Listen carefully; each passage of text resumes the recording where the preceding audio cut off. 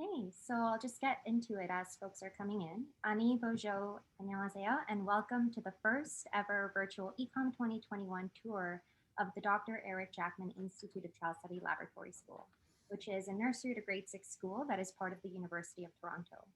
You can go to the next slide. Our school is located in downtown Toronto in the traditional territories of the Petun, the Wendat, the Anishinaabe, including the Mississaugas of the Credit First Nation and the Haudenosaunee. I know by this point in the conference, you probably have heard many great land acknowledgements, but I will post in the chat a link to a land acknowledgement that is very special to us, which was created by the students at the lab school. So if you want to learn more about that, please go check that out. I'll post it soon. But for the next 50 minutes, we hope to share with you a glimpse into our school and our ongoing journey towards restoring our relationships to the land on which our school is situated. And a big part of this work has been around revitalizing the green spaces surrounding our school and thinking deeply as a staff how we as a school community can better relate to these spaces and become more deeply and actively rooted in our place. So over the years, we've been getting outside to learn as much as possible with the students, but also bringing the outdoors in, branching out into the wider community and nurturing our relationships to everything in our place, including the plants and the animals and our more than human relatives that we share this space with. And importantly, working in partnership with local Indigenous educators wherever possible. So I am so honored to be joined by 6 of my incredible colleagues at the lab school in the next slide who will introduce themselves. And they will each share their story of how they've taken up this work in their own practice. And together we hope to paint a whole picture of how our school has been thinking about what reconciliation means to us and what that's looked like for us so far. So we only have about 10 minutes per person, so we'll try our best to answer your questions through the chat as they come up, and in the end, if we have time. So my name is Rosa, and I'm the program manager of Natural Curiosity, and some of you may know we are a co-host of this amazing conference. Natural Curiosity is actually a program that was developed by the laboratory school to support its public purpose. We disseminate research and best practices from the lab school into the public school system through professional learning. And over the last 4 years, our professional learning has been focused around our newest educator resource titled Natural Curiosity Second Edition, The Importance of Indigenous Perspectives in Children's Environmental Inquiry. And this resource was created by the lab school in response to the Truth and Reconciliation Commission's recommendations to bring Indigenous perspectives into the heart of Canadian educational settings, most importantly in connection to environmental education. So we worked for 3 years in collaboration with an Indigenous Education Advisory Board across Turtle Island to create this book. And we are so grateful to Doug Anderson, who is one of the presenters today. And Doug authored the Indigenous lens on our pedagogical framework, which we call the 4 branches of environmental inquiry. So in the next slide, the reason I'm sharing about the creation of this book is because for us, it marks a significant point in our journey, in our inquiry towards truth and reconciliation. And within that, our commitment to finding our own process of reconciliation with the natural world, alongside our students and in collaboration with our Indigenous partners. And I want to be clear in saying, although we've launched this book into the world and thousands of educators are using it to support their practice, we are by no means experts. We're still continuing to learn and grow our understanding and relationships as a community. And we're still continuing to challenge ourselves to live out some of the ideas and principles that have been laid out in the resource. And sharing our story is an important part of this process. And we're so excited to have you all be a part of that today. So I will now pass it off to Doug to share about the work that he's been doing with the students at the school to ignite their fire, both physically and within, and guiding us as a staff to do this work in a good way. So Chimi Gwetch, always Doug, and I'll pass it off to you. Miigwech, bonjour, ozawan kwadijnakas, adwada benjaba, bangimeti endao. My name is Doug, and I have been in Southern Ontario for most of my life. My family is originally Bungee Métis, that's the Scottish Métis from the Red River, Kinnesota, Reedy Creek. In Manitoba, this is Hopper. I'm hoping he leaves and doesn't bark.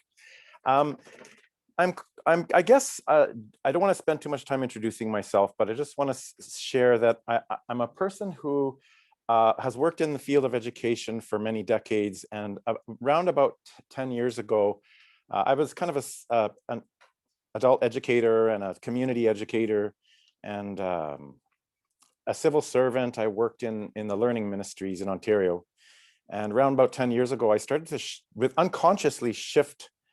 I'm still a civil servant. I would still describe myself that way, but I'm doing the best I can to serve in that role, in more in relation to Indigenous values and principles and cultural authorities, I guess, if you want to use that term, in this region where we are now in Ontario, in Southern Ontario. So Anishinaabe and Haudenosaunee mostly people. And when I was invited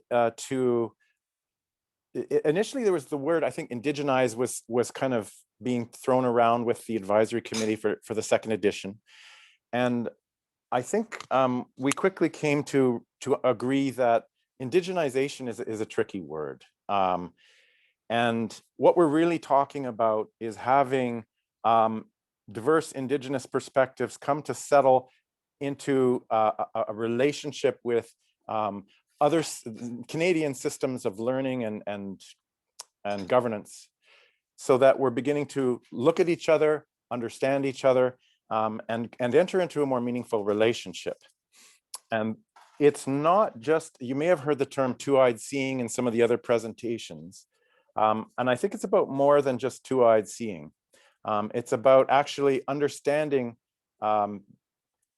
these very broad tendencies in looking at how we live and learn, and understanding that some of them have been disadvantaged, but the Indigenous ones that have been disadvantaged are now becoming more and more obviously an essential aspect of learning. So it's not just like there is an equity model with these two broad views that need to somehow just both be represented. It's how do we enter into a real meaningful relationship? And so that was how the book got structured, The Natural Curiosity second edition. There's an Indigenous lens that sits beside each of those branches that are principles of the second edition, side by side. And the question then becomes, how do those perspectives start to come closer and begin to have a much deeper and more meaningful conversation and practice? And so what you're going to see today and what the teachers are going to share is a little bit about how they're entering into these relationships. And what we're really talking about is not just relationships with Indigenous people or reconciliation with Indigenous people. That is absolutely essential. But we're also talking about relationships and reconciliation with everything around us. And the word that Nora, who's one of the presenters, and I were talking about recently is akinomage. It's about learning from everything around us. So it's not just the soil and the plants and the stars, but it's also everything that's been here, everything that's coming. And it's a much deeper thing that we don't have time to get into today.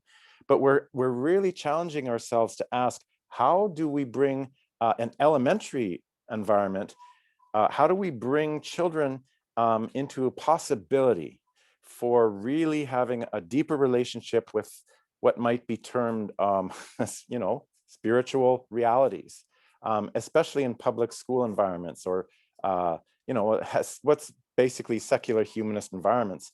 And certainly one of the principles I insist on is that you can't enforce a spiritual perspective, and then for me, by definition, as soon as you start to do that, it's no longer a spiritual perspective. It has to be offered freely, and people take what they can, and you can't enforce it. So I want to be really clear about that.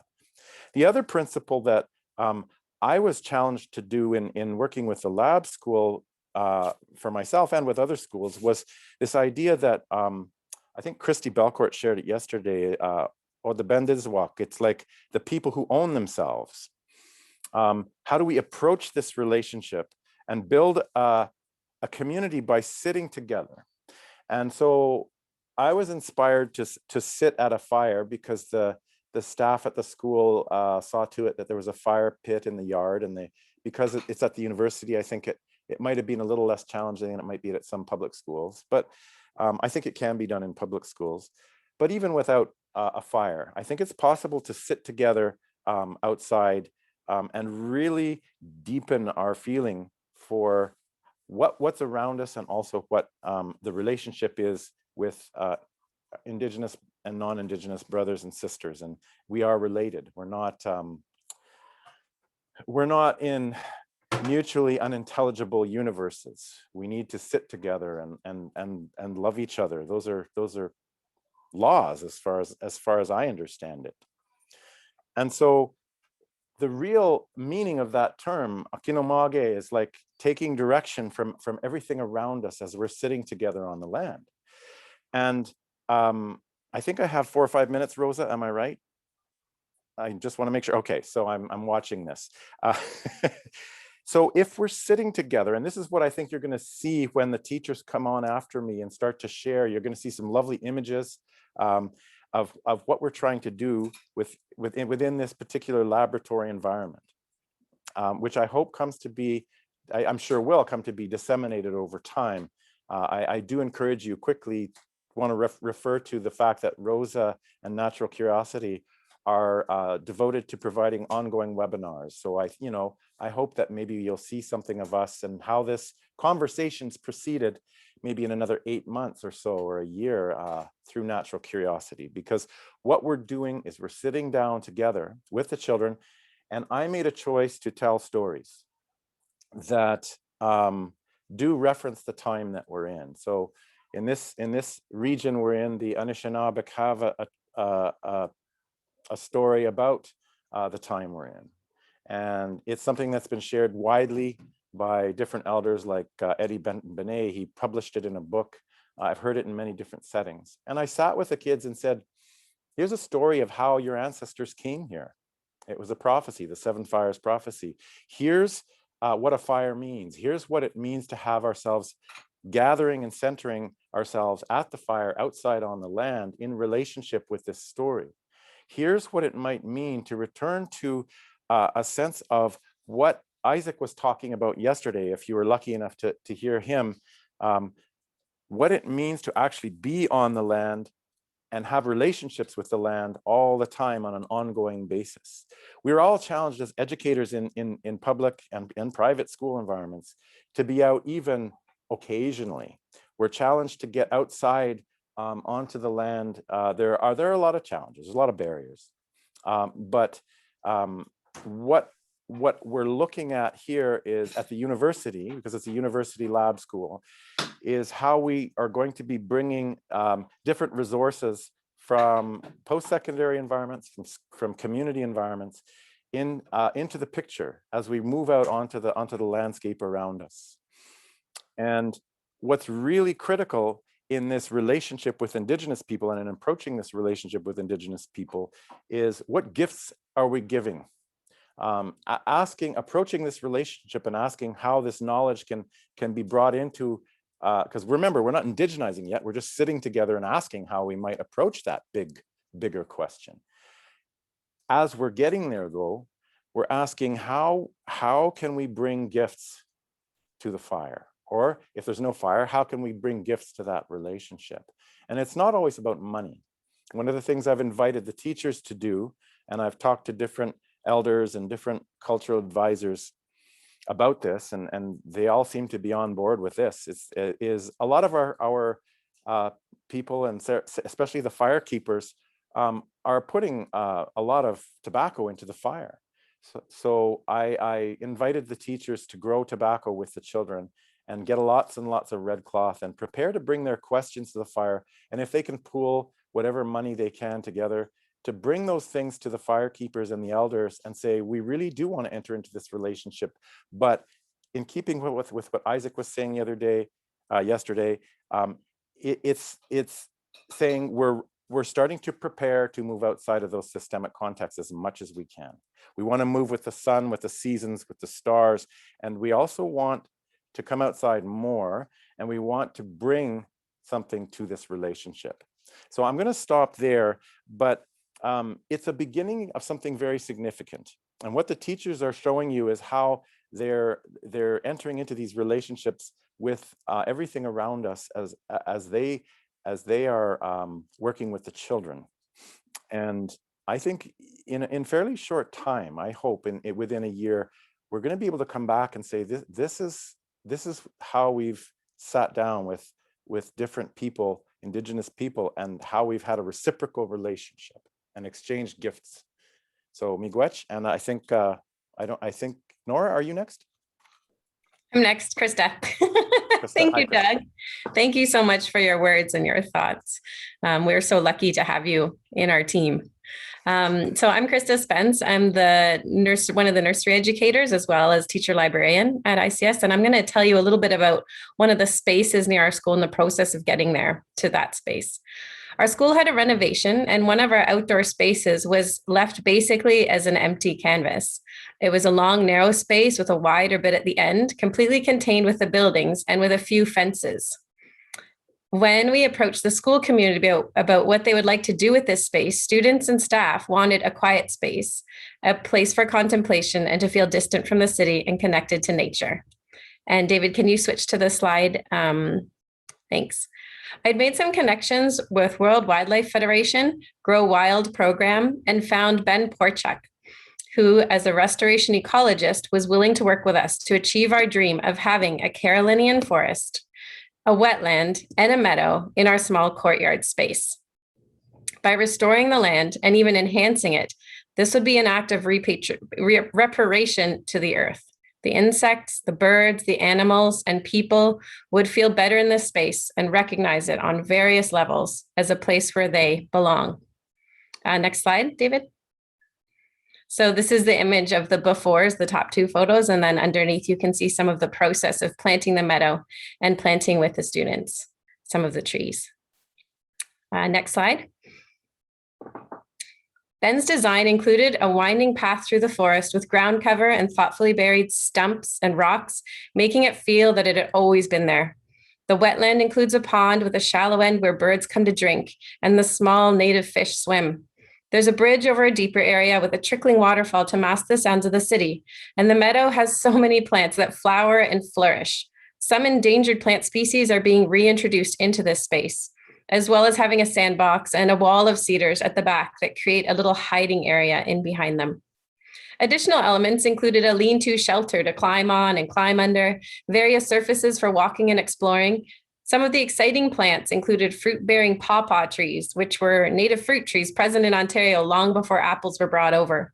There's wild ginger, with its flowers tucked below the leaves, tempting the ant pollinators over. For the human inhabitants of this space, there's the fire pit, surrounded by a circle of stumps. This is our gathering space, and this is where a lot of teachings have been shared. Next slide. We had a signpost made with the 4 directions and the names of the waterways in our city written in Anishinaabe, Mohawk, and Huron. We look forward to a non-COVID time when we can perhaps invite Phil Cote, who carries knowledge of this place, to talk to the children about how this place sat at the base of a giant ice wall where mastodons were hunted, and more recently about the significance of this place as a traveling route between the waterways. We left blank spots on the signpost for the children to add elements of the sign as they learn from elders about the 4 directions, and as they want to share their connections to this place and what it means to them. Next slide. So under the tall apartment buildings with sounds of construction mixing with the bird song, this is our place to build relationship with the land. A place to observe and engage with the seasons, even in surprise spring snowstorms, recognizing, naming, and knowing about a finite number of plants and creatures seems a powerful place, a starting powerful place for understanding how we are all connected. This is our living room, our playground, our study. This is the place where we pause and connect, where we watch and wonder. And now my colleague Nora will tell you a little bit more. Thank you. Thank you so much, Krista. Oh, something's going funny with my phone here right as I start. There we go. Thank you, Krista. My name is Nora, and I am one of the nursery teachers, and I have been in this role for many years. I want to take you back to last summer. If you can remember that far back, for many of us, it feels like a million years ago. This space that Krista just described was just newly planted and newly designed. And as a school staff, we were looking into the face of a year of schooling during the pandemic. For me, in that position, the immediate opportunity that I saw as a nursery teacher was the opportunity to extend our time outside. And so this year, Krista and I have been with these very young people on this very small stretch of land filled with very young plants and trees, and we have been committed to spending half of our time in this morning program outside. And I'll just ask you to go to the next slide. At first, we really didn't know exactly what it would look like. But one of the big ahas that I had after a number of days of being outside with the kids was that the sensory rich nature of being outside. And as early childhood teachers, we put a great deal of thought and effort into creating stimulating sensory experiences for children inside. We set up light tables and fill water tables. We create sandboxes. We make Play-Doh. And so this huge aha for me, being outside with the kids, was that what we had been trying to do all that time, all those years of doing that setup inside, really was to recreate what is naturally found outside. And so in the next slide, you'll see that the children this year in this beautiful courtyard space have been immersed in the rich sensory experiences that the outdoors provides: the light, the wind, the water, the sand, the snow. On the left in this photo, you can see a child reaching up to touch some dried mud that is on the wall. At some point, the children discovered that they could bring water from our pond. A pond may be a generous word for this very small water feature. It feels like a pond in our small space. But they discovered that they could bring cups of water to the sand area to make mud, which led one day to an experiment of hurling it at the wall. And because we revisit this space every day, they then discovered later that the mud had dried on the wall. You can see another child on the right leaning over to investigate the water with a stick. Because weather is constantly changing, so is the water. At times, children have noticed reflections on the surface. Toys and tools get regularly thrown in and tossed in the water, sometimes creating very real life problems for us to solve as we try to figure out how to get them out again. Fish are spotted in the shadows, hands reach in. And when it got cold, we suddenly had new materials to explore: snow and ice in many forms. In this middle photo, you can see a child holding a big slab of ice that was taken from the top of the pond. Children have explored looking through the ice, breaking the ice, spinning pieces. There's been a great deal of exploration of the different properties of the different kinds of ice that appear in our courtyard, and this has been interesting for all of us.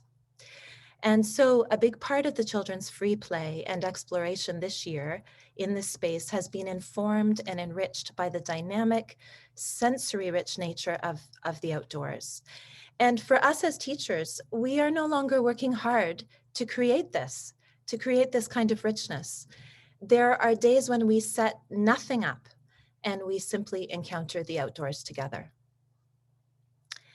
In the next slide, I just want to comment on another kind of learning for us in the courtyard. And I've come to call this side-by-side learning. That is teachers and children together, observing and discovering together, posing questions to each other. In the center photo, you can see Krista and a child looking carefully at some plants that grow along our pathways. Krista often invites children just to take a walk down the path, and they observe what's growing there carefully.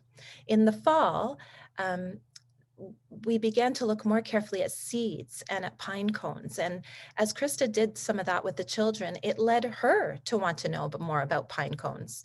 And as she gathered more information, we got excited about that. And then out of that came a time where we gathered all the children together for a slightly more formal lesson so that all of them could look closely at those pine cones and that we could share as teachers what we had learned. On the left, you can see footprints that we noticed in the snow along the side of our school. And again, these discoveries that we were making inspired us as teachers to go search for more information. So Krista and I ended up doing an online tracking workshop.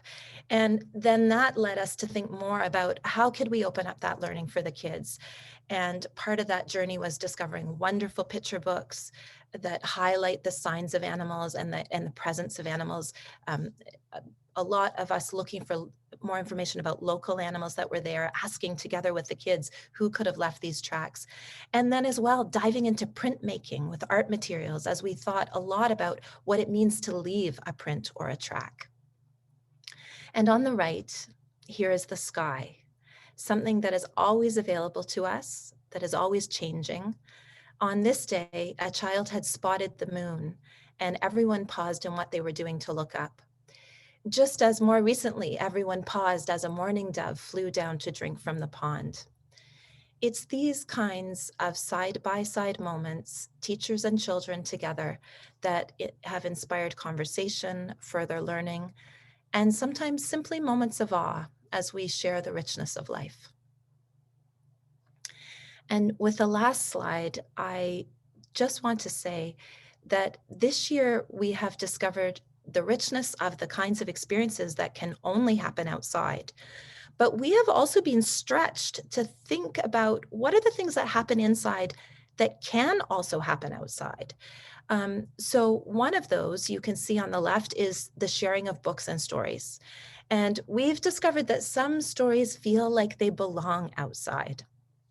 And on the right, you can see our music teacher holding a tambourine and leading the children on a gallop around our space. All our music classes have happened outside this year, allowing songs and rhythms to interact with the seasons. So that is a little glimpse into some of what's happening with the youngest children in our school and the small patch of land in which we are nurturing this ecology. And now I'd like to pass to Radia, who's going to share some of the learning that's been happening in grade 1. Thank you so much, Nora. So as Nora mentioned, my name is Radia, and I am the grade 1 teacher at JICS. So this school year, the topic of community took on a whole new meaning for me. I spent the summer contemplating what would be the best way to welcome the grade 1 children back to school after having spent a spring term in virtual learning and a summer managing through a pandemic. Community for me felt like a necessary topic, essential even. But teaching it in a COVID world made me nervous that we wouldn't be able to delve into deep learning the way we have in the past. I was wondering how I would replace rich experiences of visiting our local grocery store, inviting in community members to share artifacts, and visiting local green spaces. We even had plans of the previous year to connect with neighbors and to help extend our learning, but all of that was put on pause. Unsure, we welcomed the children with smiles and our inquiry started with stories. We shared many stories connected to communities, and then those stories, they led to discussions.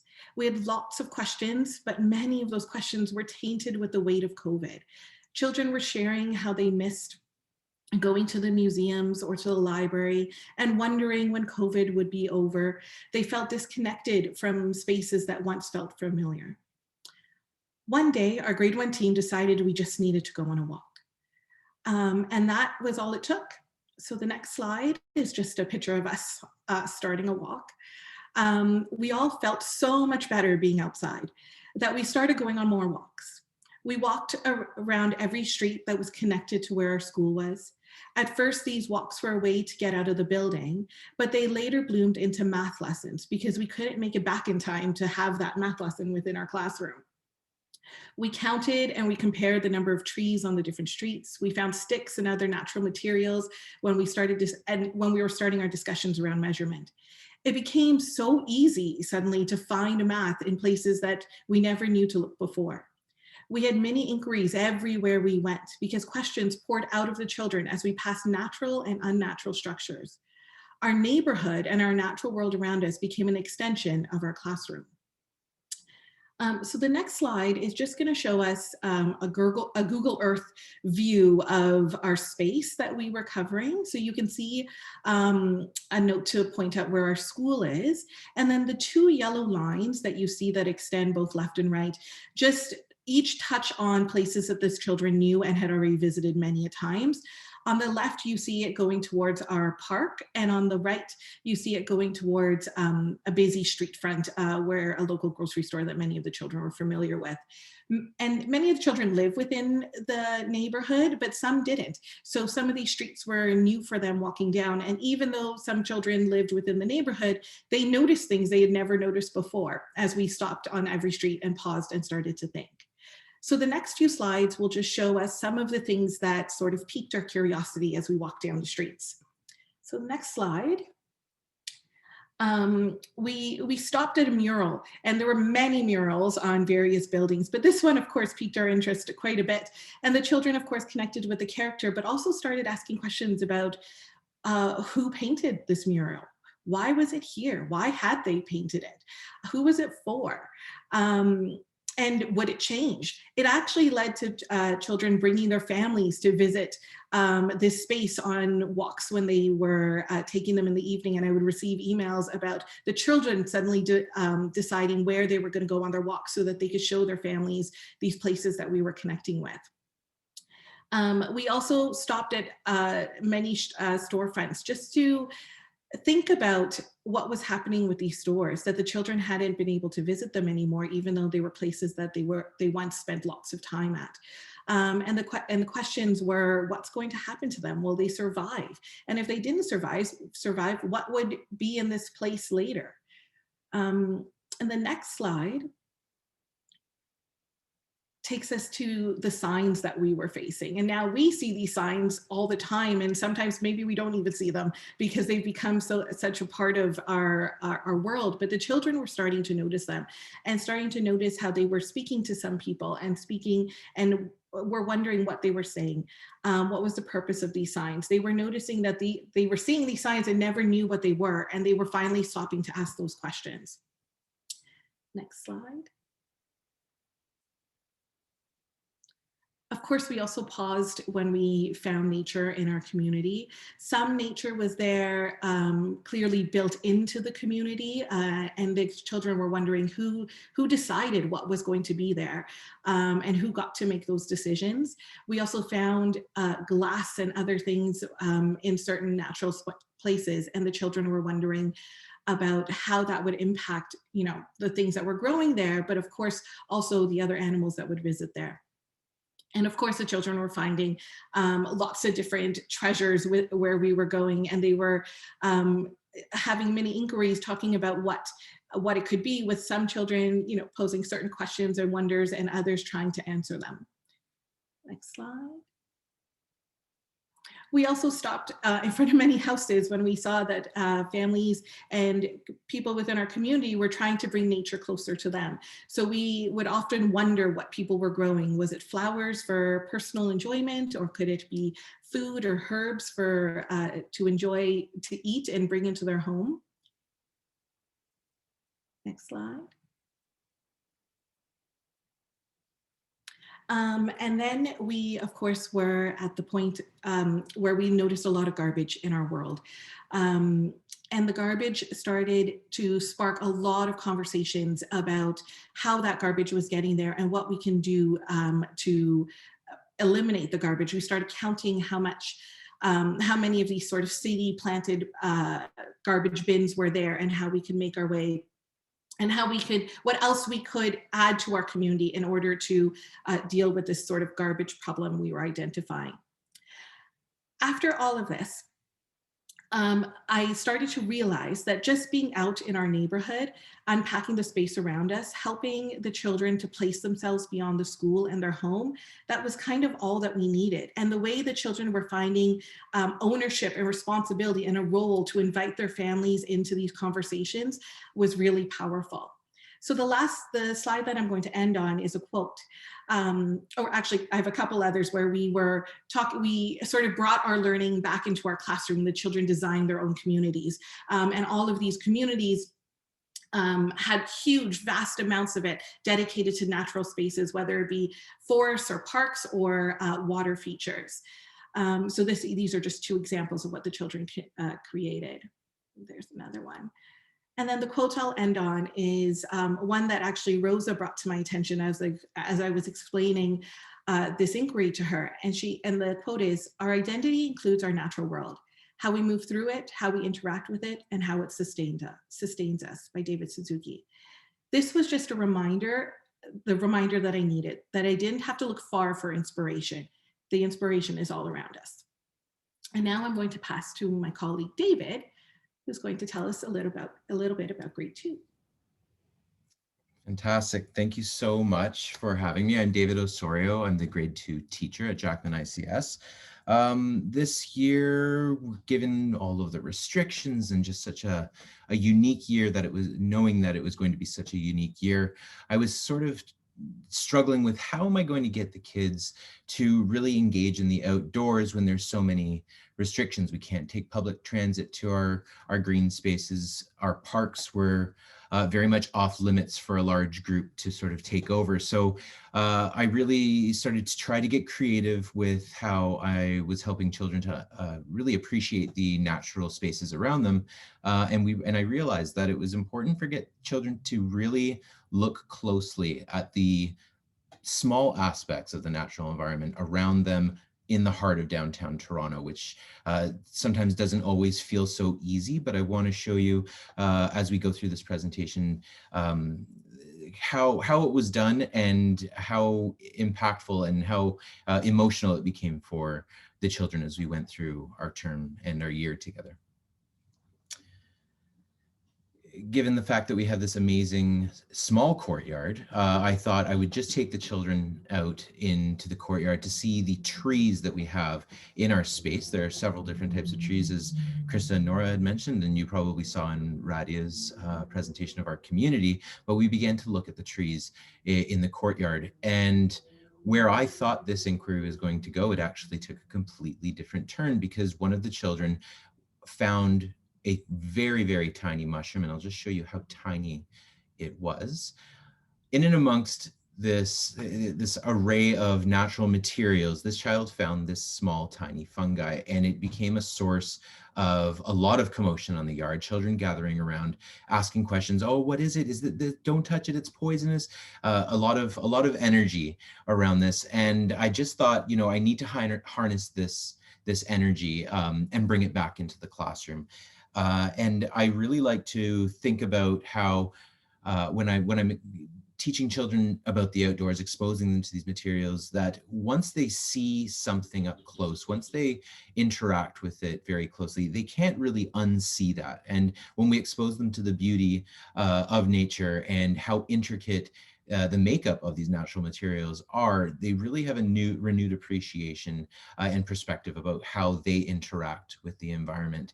Seeing how fragile this fungi gave them a renewed sense of care for this courtyard, which they would normally just kind of storm through and play games and interact with the space in a different way.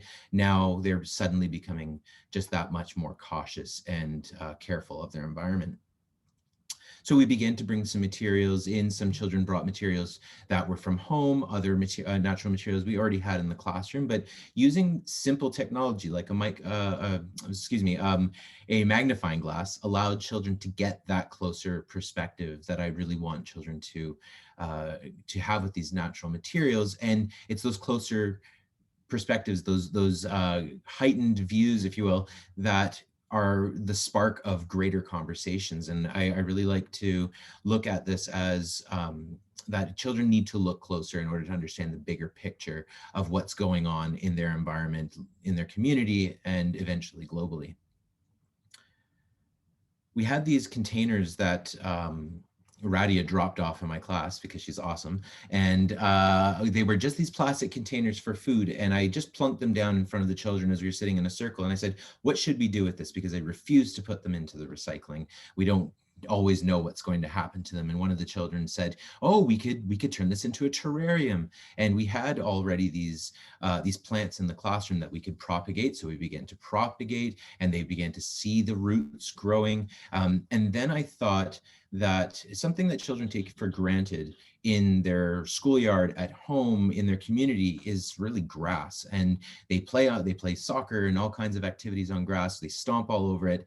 But how can we really get children to have an emotional connection with the sort of the natural materials that are in their environment? And so I just brought in grass seed and soil. Children collected other natural materials to add to their terrariums, and they began to grow grass in their classroom. Now, last year, if you look on the left here, is called a vertical grow. This is actually a project from U of T, and we collaborated with the vertical grow team to bring this into our school so that children could grow their own food in the school. And it became a really amazing source of sensory exploration and investigations. And unfortunately, this year, because of our restrictions, it was just almost impossible to share food in a pandemic. So we repurposed that, you can see on the right here, to create an indoor greenhouse for the children. And when this started, these terrariums, of course, were just soil and there was nothing growing in them. But every day as they passed that on the way into class, it gave them sort of this purpose to check in, to care and cultivate this little world that they were growing in their terrarium containers. And you can see how just beautiful it was for the children to pass by every day. And it was really uplifting to see it. But I want to show you in the next slide that this indoor greenhouse then became a source of imagination and creativity for the children, because they wanted to add to it, not in a way of just growing, maintaining, cutting grass, watering it, that sort of thing. They actually started to create out of plasticine little monsters, and that became a provocation for their writing and a meaningful source to really develop these imaginative stories that they really plunked their personality into this, while at the same time it was a living project. And you can take that in many different ways of how it's living, but there were natural materials. You can see on the bottom left there, a child brought in a snail. So incorporating these vibrant art materials with the natural world and natural materials was a really special activity for the children. And this really lasted all throughout the term. And as this greenhouse just developed in the hallway, we also started to see creatures join. And you can see Fred, our class spider, here on the right, which this child was just obsessed with, every day coming in to see their spider, and would even try to feed it throughout the day. So it was a really exciting project for the children, and a way to bring the outdoors into the classroom.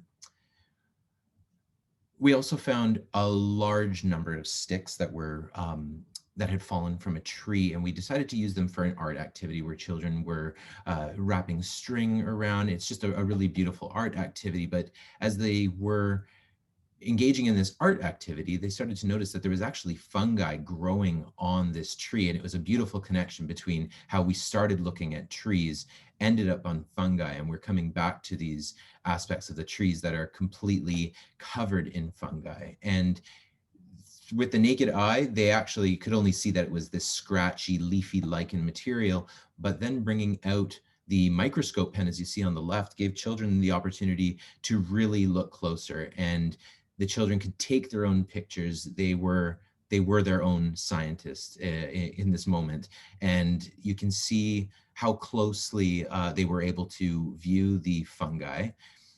This also became another source of writing and investigation. Was there are two different types of fungi on here. Is this like COVID-19 attacking the body, that the fungi is attacking the tree? It was really beautiful how they were getting so creative and imaginative, and they're saying the yellow fungi is fighting the one white fungi, and very exciting stuff. I'll just show you some more of the beautiful pictures that the children took.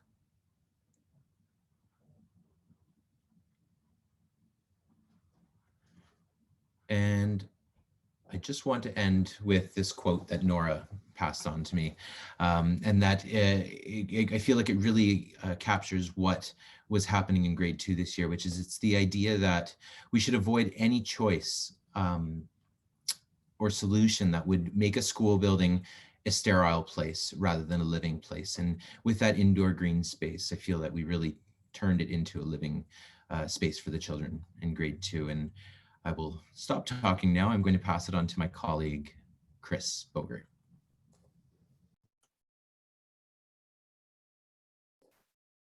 Oh, hi. Thank you so much, David.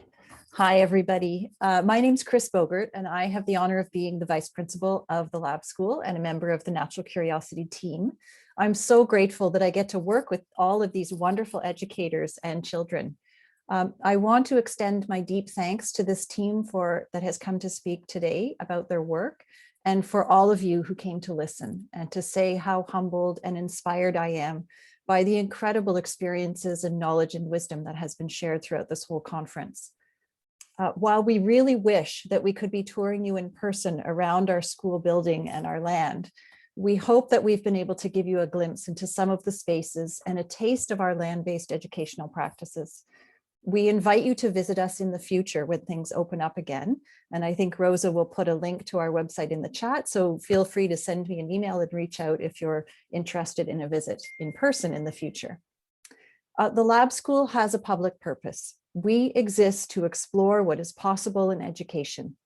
As Rosa said at the start, we have been on a journey as a school to deepen our understanding of what it means to honor Indigenous knowledge, culture, and perspectives in ethical and meaningful ways. We are committed to connecting children to the land around our school and in our local community in hands-on, minds-on, and hearts-on learning experiences. While we've made many mistakes along the way, and will probably make many more, we are continuously learning and growing along with the children, trying things out and challenging ourselves to do this important work. We are so grateful to have been able to consult with and learn from many Indigenous partners, especially Doug Anderson, and we thank you, Doug, for being here with us today. Next slide, please. One of the questions that we've been trying to answer, Doug wrote in the second edition of Natural Curiosity, and this has guided our practice for the last few years. How can we help children develop a culture where they have an ongoing, intimate, and deeply informed relationship with their environment, rather than a sense that their environment must somehow be protected from them and managed by experts? How can we help future generations shift from suffering with the burden of stewardship for the environment to a life of active participation in, coupled with deep love and respect for Mother Earth? Next slide, please. We hope today that we've been able to give you a glimpse into some of the ways we've tried to help children connect with their hearts to the land, the trees, the plants, and the creatures that live in and around our school, and to bring a sense of belonging to the natural world that we are all a part of. Our school goes up to grade 6. As you've heard from Nora and Krista, we start nurturing this loving attachment to nature in their very first year, but with the intention to sustain and foster this all the way up the grades. In primary and junior grades, we continue to bring children outside to observe, explore, study, experience, appreciate, learn from, tend to, play in, and fall in love with the natural world.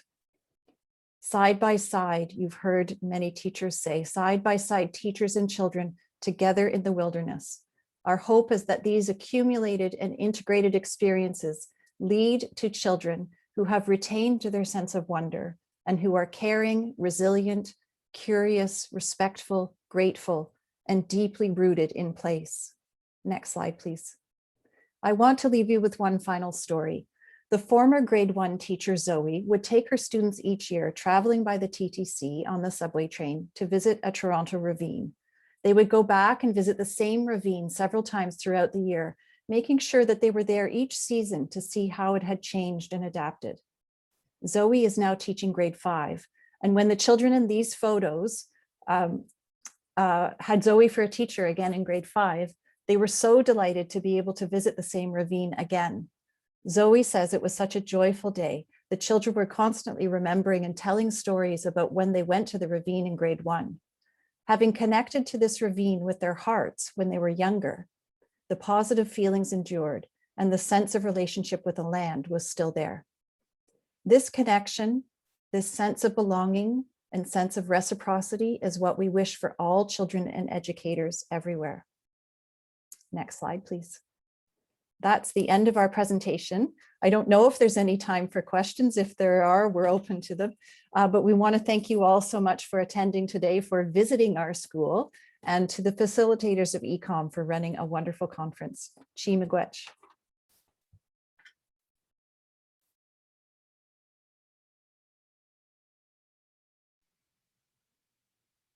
Thank you, everybody, for joining us. Out of respect for the next sessions, I am going to close this room, and have a great rest of your conference day.